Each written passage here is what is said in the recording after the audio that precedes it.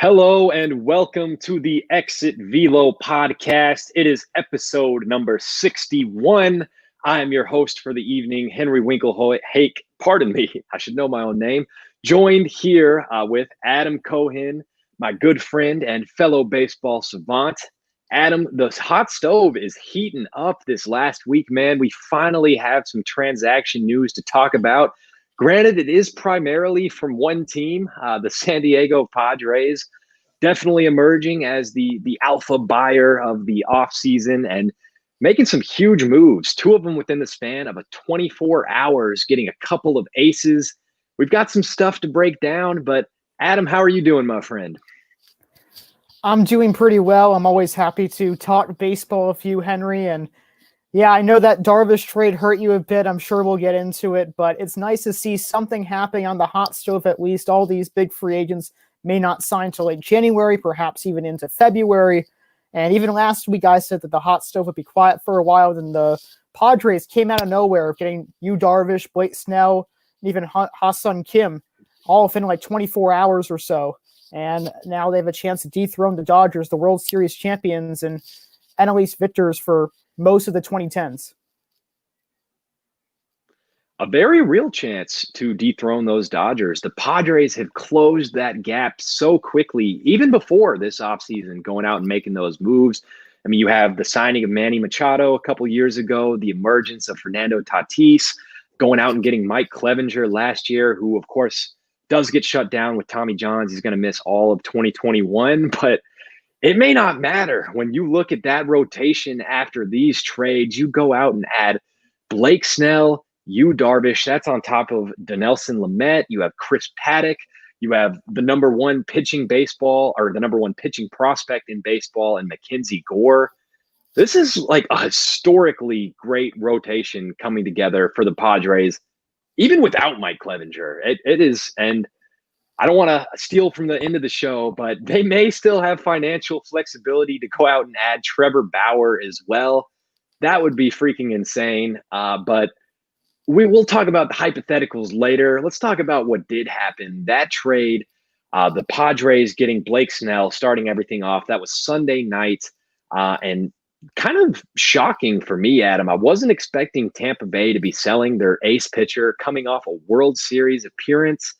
And, I mean, the return looked decent. The Rays getting back a couple of right-handed pitching prospects and Luis Patino, who I believe is a very highly rated pitching prospect. He was one of the higher-rated guys in the Rays system, I should say. Cole Wilcox, another right-hander, joining him. And then getting a couple of catchers and Francisco Mejia, who was pretty highly rated in his own right. And then Blake Hunt, not quite as highly rated of a prospect.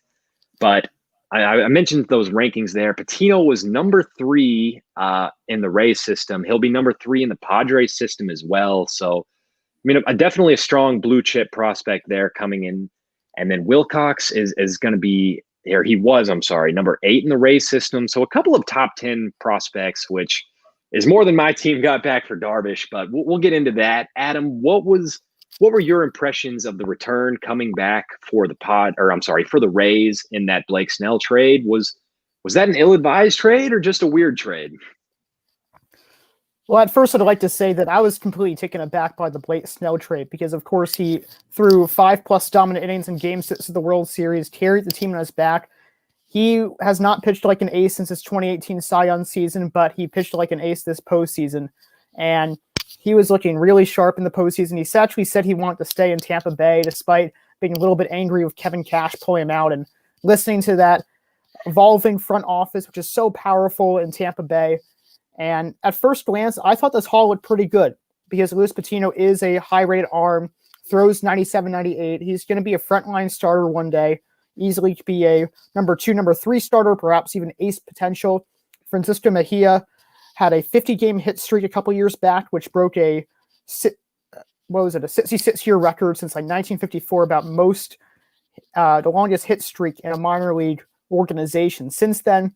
So it looked pretty good, but then you kind of realized that, hey, Patino's pretty young, made the jump from AA to the majors last year. Mejia's kind of an outdated prospect. He's almost lost that status, and even when he came up, he did fine. He held his own, but he doesn't look like that big bat that he was in the minors. Wilcox has some upside, and Hunt seems like he could be a career minor leaguer. Maybe he could become a backup catcher at some point. He did okay at single A. So I thought the Rays would have more major league ready players, and it turns out that Mejia might be behind Mike Zunino in the depth charts. Patino might not even get too many starts in 2021, and the Rays lost the race. So it's like, it's not like the Rays got fleeced or anything, and I wouldn't be too quick to judge them, but they definitely are hurting more in 2021. And it's a weird trade when you look at Blake Snell. And I mean, the Rays do have a track record of trading the really good players and kind of doing the money ball thing and trading guys, trying to maximize value, trading guys when they're at their peaks and then getting return and setting up for the future. But it's not like Blake Snell was going to cost them a crazy amount of money. He had 3 years left on a really team-friendly deal, I would say. He was going to be owed $10.5 million in 2021, $12.5 million in 2022, and then $16 million, a little bit backloaded there in 2023. But that's not crazy money at all for a Cy Young caliber pitcher. And Blake Snell won the Cy Young just a couple of years ago. So, and then like we mentioned too, the Rays, a team that was just in the World Series, it definitely struck me as an odd move that they're going to be moving on. And I mean, I guess it would have struck me as more odd if it was any team other than the Rays, and we have kind of come to expect this from them. But, running over those prospects, Adam, there's no sure thing there. And I mean, that's kind of the nature of the beast when you deal with prospects. You never know what you're going to get, but maybe, a bird in the hand is worth two in the bush. And you know what you had with Blake Snell. You had a Cy Young caliber pitcher. There'd been, maybe a little bit of an injury history there, but I like this trade for the Padres. And I think that their window is definitely right now. And I mean, they've solidified that even more so with the other moves that they made. So I love it, going out there and getting an ace and then creating what is definitely a World Series caliber rotation. I think it's a great move. And the question I want to ask you, Adam, is this, more classic Moneyball for the Rays, or are they maybe being a little bit cheap? I thought they would be cheap too, but there's been a lot of rumors that they were really, really hit hard during the pandemic. And everyone knows how dire the Rays fan base is, and that's why they might be moving to Montreal at some point or splitting time between Montreal and Tampa Bay. And they still have one of the lowest payrolls in baseball, even though that's still $93 million. But they were hit hard from the pandemic, and Blake Snell was one of their highest paying players, along with Kevin Kiermaier, and lo and behold, they're trying to trade Kevin Kiermaier as well. So from that standpoint, it makes sense. They also didn't pick up Charlie Morton's 1 year option. He could also pitch like an ace as well. So, I think the Rays could have easily gotten a better haul. They easily could have gotten Adrian Morejon or perhaps even Mackenzie Gore. Blake Snell could warrant that type of deal or player to come back to the Rays system, but instead they got Patino, who's good in his own right, but he's not a Morejon. He's not a Mackenzie Gore. He's not a sure thing. He can become maybe an ace in a couple of years. He's still only 20 years old, but he's not an MLB-ready player, and I think that's what hurt the Rays the most. And good on the Padres, too, for holding on to those guys. And, you look at the talent you get two Cy Young caliber pitchers. I'm fast-forwarding a little bit, too, and starting to cover Darvish here. And you don't have to give up any of your, very top-level prospects. I think the Padres definitely came out on top of this one, and a weird trade for the Rays. I'm not totally sure what it means for them moving forward. I do think they'll still find a way to be competitive in 2021. They are the ultimate maximizers of what they have, and kind of these blue-collar collection of guys who just find a way to get it done, and I'm sure they probably will next year too. But I kind of want to talk about what the AL East landscape is looking like after this deal. I don't think the Rays are the team to beat in the AL East anymore. Adam, do you? See, I would think that at first too, because when you look at how Blake Snell left, how Charlie Morton left too, how Glass now has a bit of an injury history, still a bit unproven. He got lit up like a Christmas tree in the World Series as well after having a decent ALCS. So their starting rotation is not a sure thing. But then you look at the Yankees, really the team that's right behind them, and still lost by 7 games in the division. They lost Tanaka, who's been a stud in the rotation for 7 straight years. Happ was one of their best starters after Garrett Cole last season too, and he's gone. And now the rotation looks very thin for the Yankees as well.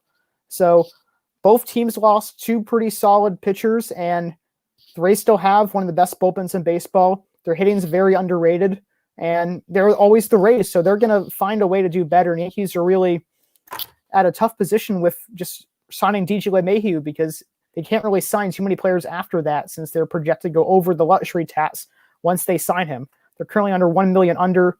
Imagine they sign LeMahieu for $25 million. Well, what other moves can they make? So I really see the Rays coming out on top. I can even see the Blue Jays coming out on top against both teams because Blue Jays have been linked to Bauer and Springer and LeMahieu too.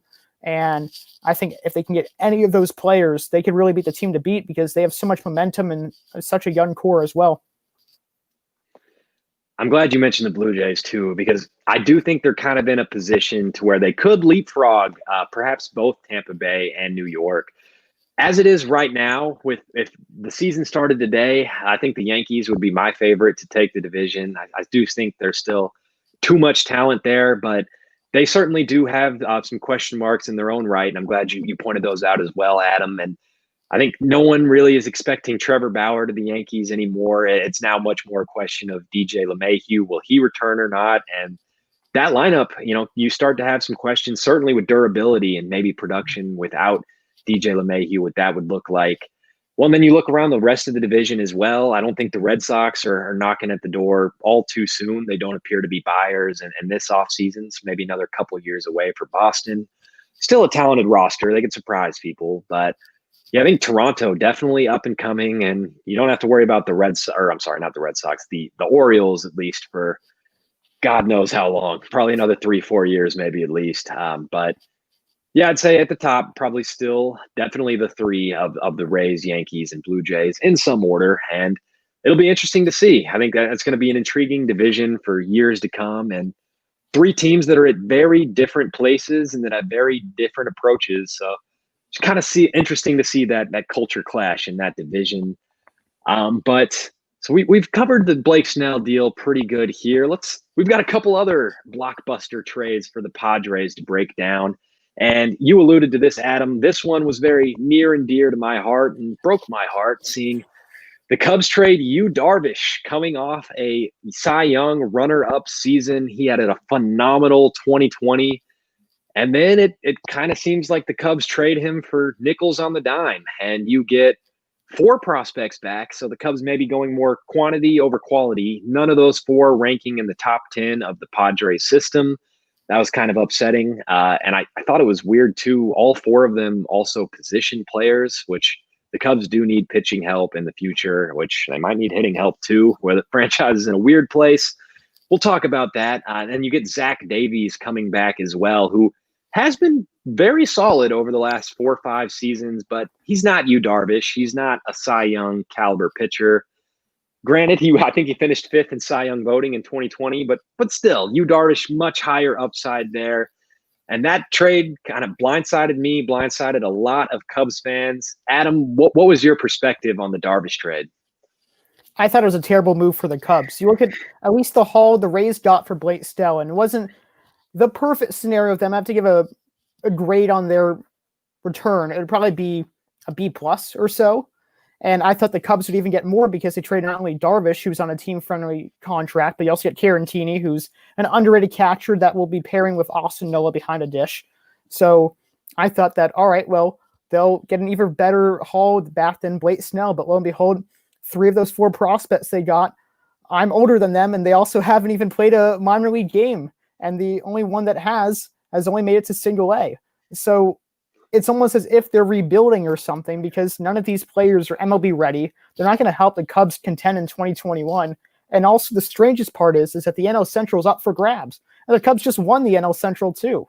So it's a very bizarre move. And it gets even more bizarre when you look at the fact that according to Sport Track, the Cubs have $58 million before they hit the luxury tax too.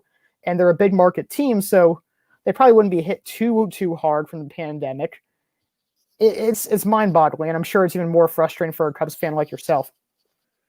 It absolutely is. It's very frustrating. Like you said, you just won the division in 2020, and sure, maybe this roster definitely did need changes, and it needed improvements. It wasn't ready to contend for a World Series the way it was, but you certainly don't get any closer to it by getting rid of Yu Darvish and Caratini for that matter, and subtracting him with Zach Davies, and then four guys who aren't going to be ready to play Major League Baseball for the next 3 or so seasons, if they ever are. I mean, these aren't slam dunk prospects by any means. I felt a little bit better about the trade looking at where these guys rank in the Cubs system. Granted that the Cubs system was a farm system, I should say, was a lot weaker than the Padres. So a couple of these guys do end up being top 10 prospects once you add them to the Cubs, but I think they were pretty much all outside of the top 15 within the Padres system. So, I mean, I was kind of baffled how you make this trade and you don't get a Mackenzie Gore or Morena, or you don't get a Jake Cronenworth was a name who was thrown around a lot in the rumors as well. And instead it's Zach Davies coming back, who is fine. But I should say too, I kind of also hate that fit in the Cubs rotation. Even some people are saying maybe that they can unlock some potential with Davies and that he's another soft thrower and maybe kind of try to unlock the Kyle Hendricks-like potential with him. But the thing is, if the Cubs go out and they bring back John Lester, they will have 4 of the 10 slowest fastballs in baseball between Hendricks, Mills, Davies, and Lester. And change of pace doesn't work when slow is the only pace. And then you're relying on your offense to go out and score 1 million runs, which the Cubs have been not consistent at all on offense. It's a recipe for disaster, Adam. And it makes me wonder if the goal really is to contend in 2021, because I don't really know how you can make this trade if that is the goal. And just to add to your point, they're thinking about shopping Wilson Contreras as well, who is only set to make an estimated $6.6 million according to Spot Track. And the guy they're trying to replace him with is Jason Castro, who's supposed to make $3.3 million on the open market. And Contreras is head and shoulders above Jason Castro in terms of his ability as a hitter and maybe as a catcher as well. And that makes zero sense because they have so much cap space and $3 million shouldn't be able to break the Cubs, and they're acting like it is. They also, of course, non-tendered Kyle Schwarber, someone who is in the midst of trade talks for the last 4+ years, and they got nothing for him in return. And it's just sad. It's just really sad because Darvish even increased his fastball velocity as well. He fits so nicely right in front of Kyle Hendricks, or I don't know where he was in the rotation, but I assume that he was the ace or the number 2 starter at least. It's bizarre, and it's really sad because the Reds are also trading. The Brewers don't look good because Yelich wasn't as great in 2020. So this really could have been the Cubs' season to take it all again. And instead, they're trying to plan for the future, but they're not doing the right way. If they got a Jake Cronenworth, then maybe that could be replacing Javi Baez, or maybe they offload some of Darvish's contract by getting Hosmer or someone like that, getting a decent first baseman for when Rizzo may leave. But they didn't do any of that. And yeah, you didn't get like a slam dunk effect said that to shore up the future. And the farm system looks a little bit better now, but I mean, maybe one of those 4 guys pans out if we're lucky, 2 of them, but we won't know for 3 more years. And it's not a competitive move in the short term at all. And I love what you're talking about with the division. The division is wide open, not only this year, but for the next couple of years. It's not like anybody is loaded and ready to take it over, and just not a competitive move. And you talked, I mentioned earlier in the show, Adam, that as a big market team, that perhaps the pandemic hasn't been as tough on the Cubs. And then we have owner Tom Ricketts, who's claiming biblical losses from the pandemic, was how he put it. But at the same time, him and his family bought the team for $875 million about a decade ago. If they sold it today, it would be worth $3 billion plus. And not to mention how insensitive to quote biblical losses when you're a billionaire owner and all the people who've lost their jobs and how much else has been lost this year. But I'm frustrated with the Cubs, in case you couldn't tell. But I think the NL Central remains wide open for the next several years. It's kind of anybody's division, and all these teams kind of in a weird spot. Like you mentioned, the Reds selling as well. So who knows what that division is going to look like. And I expect the Cubs to continue to sell and definitely retooling, if not a full rebuild. I hope not a full rebuild. I think that'd be kind of ill-advised. But moving on from all the Cubs negativity, We have another Padres move to announce. No surprise there. The Padres really much more active than any other team in baseball, and they go out and sign 25-year-old Korean infield prodigy Ha-Seong Kim to a 4-year, $28 million deal. He was, I think, widely regarded as the best international prospect to be added. Not prospect, he's MLB ready, but the best international option to be added to a roster. Adam, I mean, this kind of just adds fuel to the fire that we could say the Padres are the team to beat in the NL West. What'd you think of the Kim signing? I think it just adds more depth to the team, and a team that maybe didn't have too much depth, but I don't really know where Kim will play on the team. They have a pretty set infield with Hosmer, Cronenworth, Tatis Jr., Machado. Then the outfield, you have Trent Grisham, Will Myers, and Tommy Pham. So I don't really know where he'll play. He might be riding some pine a little bit too, and the Padres got him to get a star, and projections say he'll have 12 to 15 homers, be a decent defender, but is that really better than any of the options they already have? So maybe they could have put that money to a reliever or to better use. It adds depth, sure, but I thought it was kind of random, a little bit unnecessary, a little bit almost what the Phillies were trying to do a couple of years ago, stupid spending, stupid money, but it's not that bad of a signing. It's just a little weird. And I don't think the average annual value there isn't too steep. $28 million across 4 years. That's about $7 million a year, if my math is adding up, which I believe so. But I mean, still, that's a decent amount of money if he's going to be a utility guy who's not playing every day. It's interesting. We've heard the Padres discuss a little bit. They believe that both Kim or Cronenworth could end up sliding out to the outfield, maybe taking some at bats from Trent Grisham. And Will Myers was a name that popped up quite a bit when we were hearing about the Yu Darvish trade rumors. He does still have a pretty team unfriendly contract. I believe he's owed about $20 million a season over the next couple of years.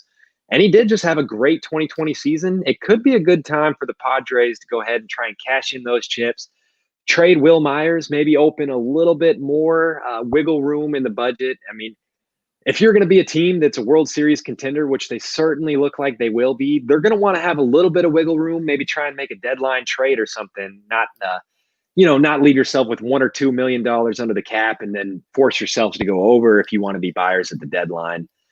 But I've heard a little bit of crunching the numbers that if you move Will Myers, maybe you can afford to bring in Trevor Bauer.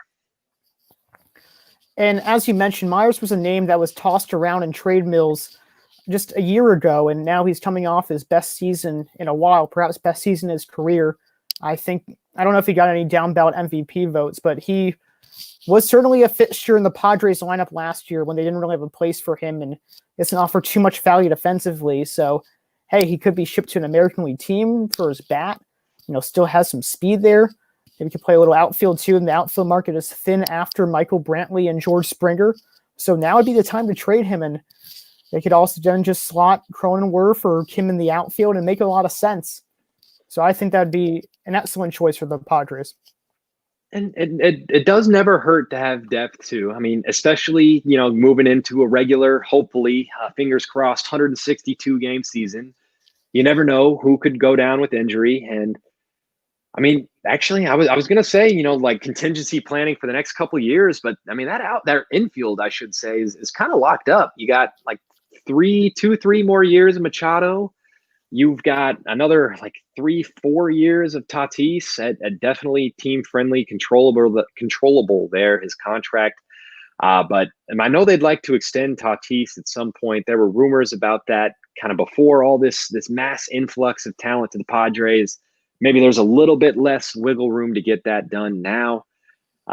Certainly, I think that would be challenging if you bring in an arm like Trevor Bauer. So maybe they would prioritize locking up Tatis, the guy who's going to play every day, who's kind of the face of that team after very quickly coming on and making a huge difference, kind of revitalizing the comeback for San Diego. And I don't know about you, man, but I am ready for a new king of the NL West. I am too. I forget which year the Dodgers first started their NL West title reign, but I think it was like 2013 or so. I think they've won 8 straight titles, and they just won a World Series. So no Dodger fan can complain anymore. No Dodger fan can say this is our year. At least, or that they have to win a World Series and break that 32-year drought.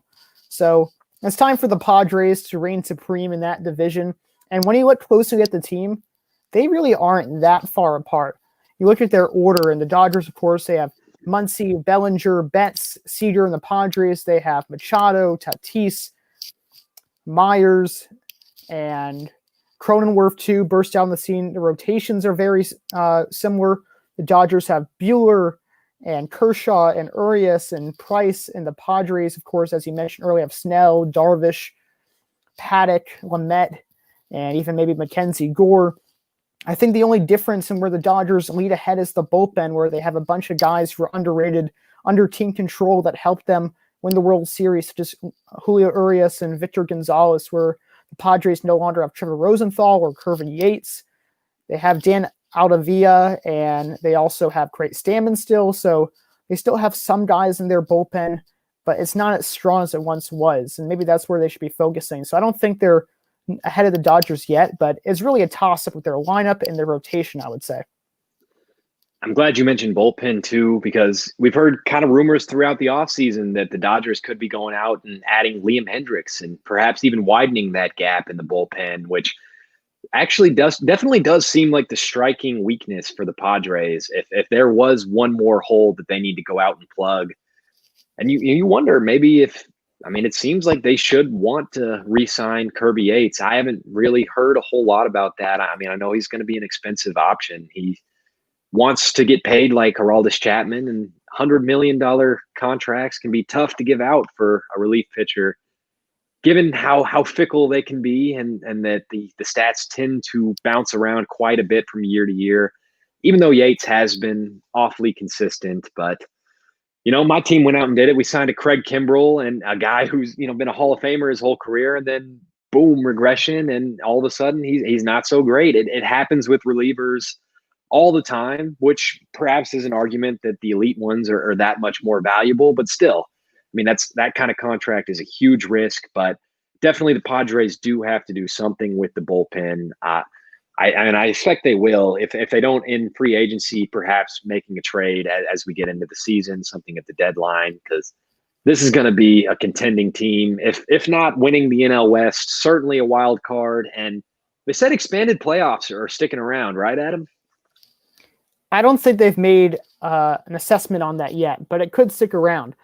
And I still find it hilarious how they are so eager to get rid of the DH in the NL, which actually proved to be a resounding success. But they want it expanded playoffs, which is still a little bizarre because, again, baseball is not like football or basketball. It doesn't need 16 teams making the playoffs. It still can work. Don't need the Marlins making the playoffs just yet, even though they have a fun ragtag team. But, hey, I guess it was pretty exciting to have a wild card series and extended at new extra innings, so perhaps it'll work out.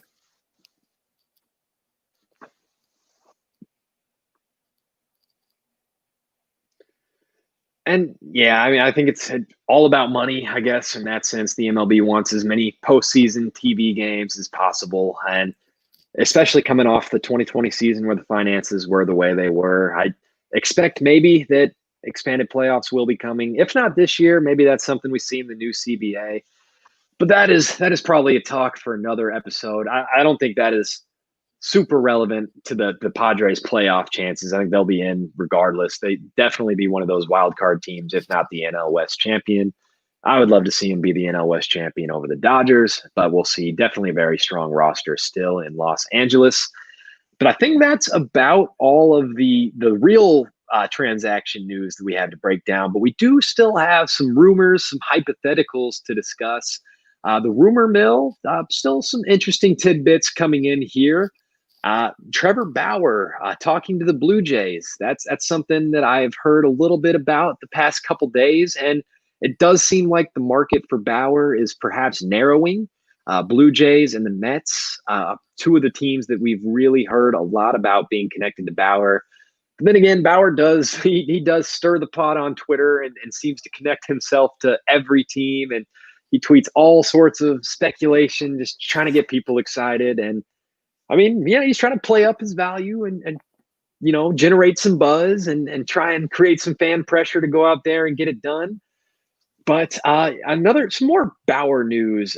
Reports surfacing this week saying that Bauer was seeking a 5 to 6 year deal worth $36 to $40 million a year. Woo, that's a lot of money. But then Bauer and his agent come out and say that wasn't true, which kind of leaves me wondering, what is the market for Trevor Bauer? What kind of contract does he end up signing, and for how much? I think it has to at least be $30+ million. And I feel like the $36 to $40 million estimate per year, I don't think that's too far off. I think maybe he just is trying to downplay it, stir the pot, like you said. I mean, love him, hate him. He's Trevor Bauer. He's an institution of baseball right now, attacking John Heyman ruthlessly on Twitter, which is hilarious. And once posting his relationship status and it was made the cover of Sports Illustrated one time, saying how is not seeking a long-term relationship. It was very explicit, so you can look at that for your own curiosity. He's an enigma, and I love Trevor Bauer because he's just so weird and quirky, and he makes the game better. But I think he is seeking a big deal, and he is the best pitcher in the market, hands down, and especially if Darvish off the books. Really have to go after him, and I think the lack of suitors that could afford him will probably affect his chances. But hey, if the Blue Jays get Trevor Bauer, I think they'll have the best rotation in the AL East. And I think that's kind of had a question at this point, because Yankees and Rays both have their aces in Garrett Cole and Tyler Glass now. They don't have anyone really after that. And the Blue Jays would have Bauer, then Ryu as a 1-2 punch, and still have Stripling and Robbie Ray. That'd be a pretty set rotation right there, and could honestly leapfrog the Yankees and Rays if they were able to get Bauer. That's a good point, Adam. I hadn't really thought about that. I was kind of still thinking about the Blue Jays in the sense that they do need pitching help still, but those questions would probably be pretty resoundingly answered if you go out and get a Trevor Bauer. I think that rotation would be pretty set. And now that you mention it, I agree. That probably would be the strongest rotation in the AL East. And part of the benefit of having that young core like the Blue Jays have is that you don't have a whole lot of huge long-term contracts on the books right now, where you probably could afford to go out and give Trevor Bauer an astronomical deal like this. And the current average annual value king is Garrett Cole with his $36 million per year. And I think Bauer could end up flirting with that number at least. I think it may end up being closer to 30 million, like you said, Adam. And it's just, with the way that baseball's finances are right now, with all the money that the owners are claiming they lost in 2020, and I'm sure there is some legitimacy to that. And, especially like you said, too, the narrow market, if there really is like only the Mets and the Blue Jays chasing after him, and we're going to milk it out all year until February, like we've seen in recent years with free agents, that definitely hurts a guy, and ultimately will end up seeing him with less money in that type of situation. But he was the Triple Crown winner in the NL. As much as I hate to say it, he was a deserving Cy Young candidate over my beloved Yu Darvish. He's a beast, and he's younger than Darvish, so he's going to get a massive payday one way or another. And I don't suspect that he'll continue to take these 1-year deals So I guess he probably will end up getting shot with the paintball gun, as we've alluded to in earlier episodes. But if you had to pick right now, Adam, would you say the Blue Jays are the most likely destination for Trevor Bauer? I think they are. I think the Blue Jays are much more ready and willing to give Bauer a 5-year, $180 million deal to the New York Mets. Even with the Steve Cohen as a new owner, I can't imagine the Mets just giving $36 million to another pitcher. If it's more $30 million, that could help them out. And I don't think Bauer's really shooting himself in the foot by asking for that much, because I think it's common for free agents to ask for the moon, and that's what they've been doing. DJ LeMahieu, 5 years, $125 million. JT Realmuto wants north of $200 million. So all of these guys are trying to bank on this offseason. They're trying to secure the bag, as one would say, because everyone's financial standpoint, even the players, are at risk right now, and they're trying to set themselves up for life, and it's understandable. So I don't think Bauer's not better than Cole. He wasn't better than Cole in his walk year, despite a great 2020 campaign. But I think he could at least get 30 years, 150, 30 million per year, 150 for 5 years, and get a Jacob deGrom-esque deal. So I think that's definitely within the realm of possibility. Absolutely. I would 100% agree with that. I think that length and that amount of money sounds about right. He certainly earned it at this point. And, you make a good point too. It's just good negotiation tactic. You can set this crazy asking price and maybe then, you settle for a little bit lower than that and you're still making quite the massive payday and be set for life. And I expect we will see Trevor Bauer become a rich, rich man sometime in this offseason, but unfortunately, I don't know if the hot stove is going to heat up quite to the point where we see a Trevor Bauer signing even in the next month, maybe. I would think this is going to go down to the wire and he's going to grind it out. And I would expect sometime in February, but I could be wrong. And if we do have a Trevor Bauer signing, we're definitely going to hop on shortly thereafter and give you all an episode. We won't wait too long to break that down. But another big free agent out there on the market, George Springer, who is also reportedly kind of down to the Blue Jays and Mets, and another guy who is asking for quite a bit of money. He is reportedly seeking a contract north of $150 million. That kind of seems to be the magic number for a lot of these free agents out there, that halfway to 300 million, I guess. But Mets and Blue Jays, teams that there haven't been a whole lot of buyers in this offseason, but they're some of the few teams that have been rumored to be looking to add talent through free agency. Do you have a envisioned destination for George Springer where you think he ends up, Adam? Well, since I believe that Bauer will be going to the Blue Jays, by proxy, I believe that Springer will be going to the Mets. And that's what I alluded to last year. I think whoever loses out on one of these sweepstakes will get the other. I think if the Blue Jays get Bauer, they won't be able to get Springer because no team in their right mind will want to commit two $30 million contracts if they can help it. And even the Yankees, who kind of have done that, they don't want to do that again. So they'll try to avoid that. And, obviously there could be some other players for these two free agents. Bauer could be going to the Angels, although they haven't been talked about as much as of late. But it really does seem like the Mets and Blue Jays are ready to make a big splash, and they have somewhat open-ended divisions too, and they can maybe push and try to maybe win a title or at least get back to the playoffs and be a good chance for a World Series appearance. In that sense, it does make sense that they would be the buyers in this offseason, that they're teams that are not too far off. They're kind of on the verge of contention. I would say the Blue Jays, maybe especially with that young core, but I mean, the Mets still have a pretty awesome young core on offense with guys like Pete Alonso, Dom Smith, Brandon Nimmo in the outfield, Michael Conforto, still pretty talented hitter in his own right. And then you look at the pitching, you have Jacob deGrom, who was Cy Young 2 years in a row and then third place this year. He's a big beast. If you add somebody like Trevor Bauer alongside him, that would be amazing. And Noah Syndergaard coming back as well. But I definitely agree with you, Adam. I don't think that we end up seeing both of those guys go to the same place. It's going to be a matter of whoever signs first, I guess, is going to determine the location for the other one. That I agree with you 100% that I think it'll be the Blue Jays and the Mets one way or another for those two guys.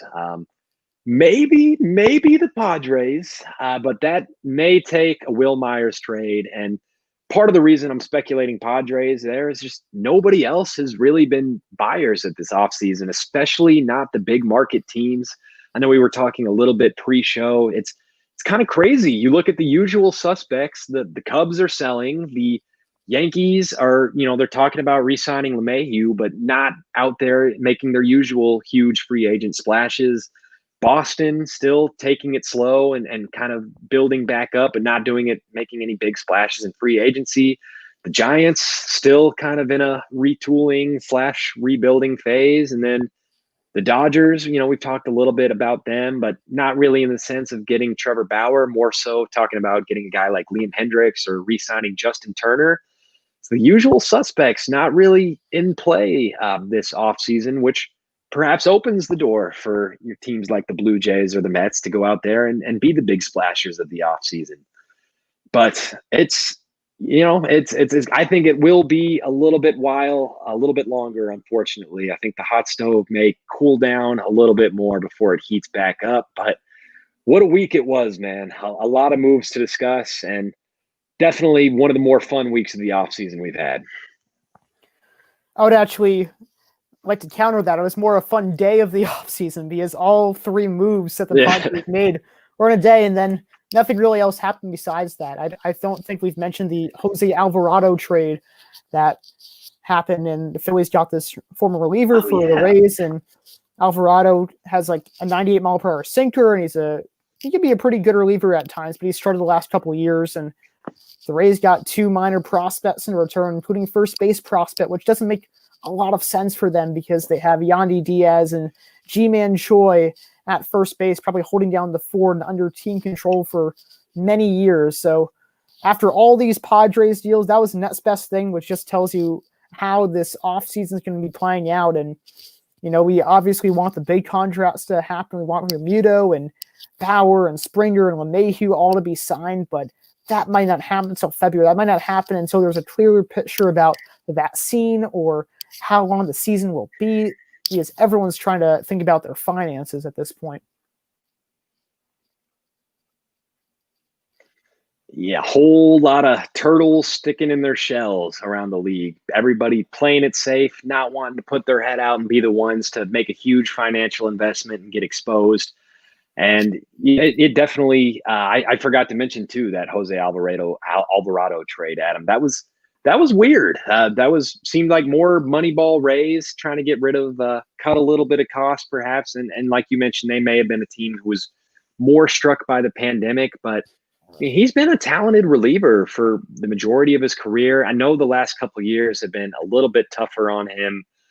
So good on the Phillies for bringing in Alvarado and not really having to give up all that much for him, but definitely kind of concerning where we look to have the game's finances right now. Everybody very, very conservative, and kind of as we've seen the game move more and more into this analytical and kind of smart wave of thinking, more and more front offices seem to think that free agency is the most inefficient way to add talent. And I mean, it probably is. Most of the time you do end up overspending, and you kind of have to go out there and be the winning bidder among 30 other MLB teams. So more and more teams preferring to build either through the draft or through trades, and just really doesn't bode well for players in free agency. It doesn't bode well for, when we see guys go into February or March, even spring training, before they're able to get their deals in free agency. And I mean, with the CBA fight looming in 2021, it's very concerning where the game's finances are right now. And certainly the pandemic didn't help that at all. But I mean, I expect the big stars, your Bauers and Springers, are still going to secure their bags, if you will. But definitely the middle class of the game seems to be hurt by these moves. And then it leads to weird trades like Yu Darvish getting traded for kind of mid-level prospects and Jose Alvarado being given away for next to nothing. Even the Blake Snell trade, you get better prospects there, but still weird to see the Rays moving a Cy Young level ace. But such is baseball these days. I'm sorry, Adam. I feel like I'm kind of rambling on this last point, but I think that's about all I have on the show. You got any last words before we close it out, buddy? Well, I feel like most talented players will still be able to get their money in and get their coin, because that's what we've seen in the past few years from Manny Machado and Bryce Harper and Trout's massive extension and Garrett Cole's massive signing. So it's just taking them a little longer. Even the middle class, too. I think they're still getting paid. We're seeing pitching at a premium in the offseason because every team understands the importance of pitching. Every team understands the importance of a good bullpen. I think it's really just hurting the lower class of players who were great historically but are just no longer the case. People like Felix Hernandez or perhaps Albert Pujols, Miguel Cabrera when it's all said and done, or the Matt Hollidays of baseball. I think those are the players that get hurt the most because they show that, hey, they had a great career, they can help leadership, but they can't really produce that much anymore. Of so much influx of young talent, both pitching-wise and even hitting-wise, too, of all the young shortstops, young two-way players.